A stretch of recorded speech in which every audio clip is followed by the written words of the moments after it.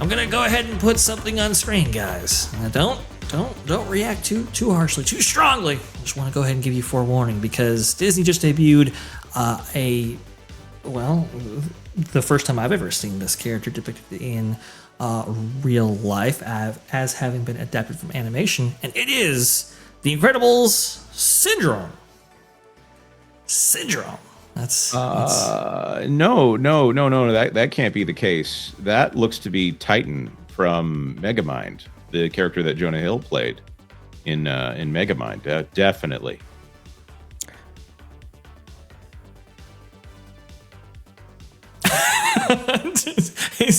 Culture has no reaction. Well, Walt Disney World News Today, or Disneyland News Today, had a reaction themselves. First look at Syndrome and Maleficent coming to Oogie Boogie Bash 2025. This is by Britt Tuttle right here, August 14th, 2025. Disney has released a first look at Syndrome, and Maleficent will be appearing during Oogie Boogie Bash at that year's Halloween celebration over there at Disney California Adventure Park. Known for his appearance in The Incredibles, Syndrome will appear in Pixar Pier during Oogie Boogie Bash, which runs on select nights from August 17th through October 31st. And guests will be able to hear Syndrome's tactful plans and snarky quips as they make their way through his street trail near the Pixar Pier band shell. And this this will not only be the villain's first appearance at Oogie Boogie Bash, but his Disney Parks debut. And I do believe that is correct. Vash, are you sure? Vash, are you sure that this isn't Kathy Griffin's Hinge dating pictures? Oh, Culture, you're so mean. No. You're so mean. I mean, well, some people were, they were throwing their hat in the ring as to what this all actually looked like. I'm telling you, is that me? Yeah, I do. It's Kathy. No, I don't know what is actually going on here with the characters at Oogie Boogie Bash, they just. Oh, this is so bad. I forgot about that. So bad. Sometimes they just they don't get them. That one's okay. That one's all right. Yeah, I would say with Hades, especially because Hades is like, that's perfect. The one for Hades though, he was far away. He was on a stage, and a lot of that was in the performance. I like this can't be overstated. He looks like Titan. He absolutely looks like the villain from Megamind. I don't get it. By the way, it's spelled Tighten. It's the name of the villain. Titan. Yeah. Gotcha. So good. All right. I'll give you your screen back, Bash. I'm sorry. Again, Kathy Griffin is what comes to mind for me. It's just terrible. This is terrible. Look, and the belly. Look at the belly. It's amazing. They definitely got someone that was trying to convince me that's a challenge as well. But it's fine. Yeah, there is a little bit of androgynous there. Androgynous. There's a little androgynous, but yeah. Yeah. The Oogie Boogie Bash stuff, I don't know if they're specifically testing out costumes here, if they're really just trying to push the envelope. But Syndrome is a character that I feel like he is very cartoony, so why not go ahead? I mean, the Incredibles are mask characters. I'm trying to think, have they done a face character of Frozone here, or is he also a mask character? They have actually done a face character of Frozone. I had the link to him somewhere. Yes, here we go. Let me see if I can go ahead and get that would be Syndrome right there. But let me go ahead and see if I can get Frozone for you. Here you go. Right there. Oh, yeah. I forgot about the Bob Parr Mr. Incredible face character that they had. That's quite the look there. The subpar? Culture with the jokes. Oh my. Sorry. Yeah, I think I'm good here. This to me this is kind of like low grade cosplay. I don't like it when Disney does this. I actually don't like face characters in general. I feel like it's an odd thing for the experience. They need to be cartoony. And this right here, you can't really make that face in a live action. Well, from there it's not so bad, but you can't see the gut. I don't know. Generally speaking, it's Pat. Okay. Yeah. Yeah. There's Disney. Why? Disney there's used to be some known for this. I get it. I know the Ice Capade costumes were the best thing that they could do at the time. And I'm talking 1950s. At the time, they used the Ice Capade costumes.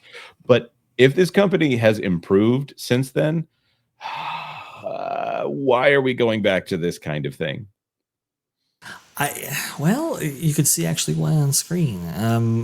People, you would have thought that, oh boy, who would want to actually see this? No, the line for this actually stretched back all the way to past Boardwalk Pizza and Pasta. I know, I was shocked too, Jonas.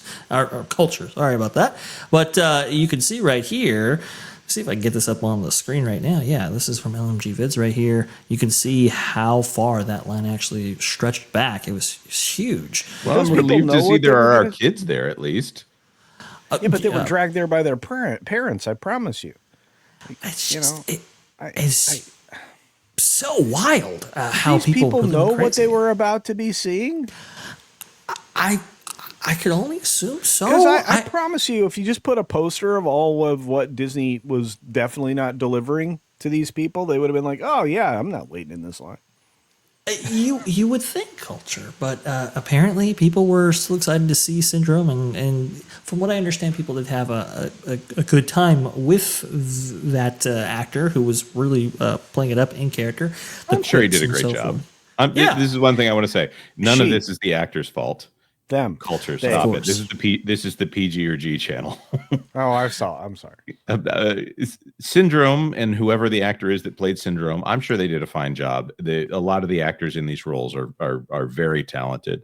So it's nothing to do with the performer themselves. Sorry. I just think that this is something. It's a little undercooked for such a highly paid event. Yes, well, and that's the thing too. And culture, maybe you can help me out on this as well, because I'm sure you've gone to Oogie Boogie Bash at least a couple of times, and they used to have a World of Color show just for Oogie Boogie Bash. I thought that was actually pretty cool, and then they got rid of it. They only played it for 1 year, which was kind of unfortunate to see. And the only thing they've really done to change up or refreshen Oogie Boogie Bash, along with that higher price point every single year, is just slip out characters. Cruella was 1 year after that movie had come out into theaters. I know what is it, the villain from Who Framed Roger Rabbit has been included, and that's awesome to see. Judge Doom, I believe, and very, very cool stuff. The problem, though, is that they really haven't added anything substantive to this event. They haven't even attempted under the World of Color show. They haven't attempted anything like Villains Grove in another location, themed to different things. I just don't know how sustainable this practice is of just like switching out characters. And they only have so many of them. I think it's like a maximum of 8 treat trails or whatever. They just slot them out. They don't even add to them and then increase the price. Culture, your thoughts on that?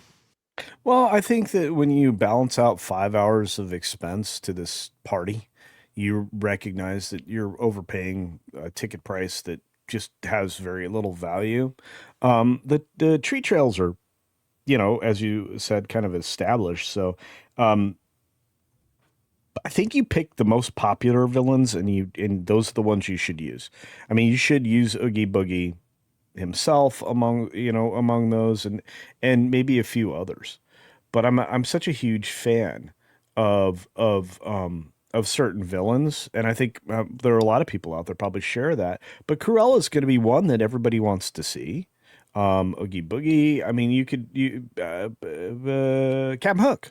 I mean, there are a lot of like classic villains that you don't often see as face characters or an opportunity to meet them in the park or anything else. So those are the ones they should focus on.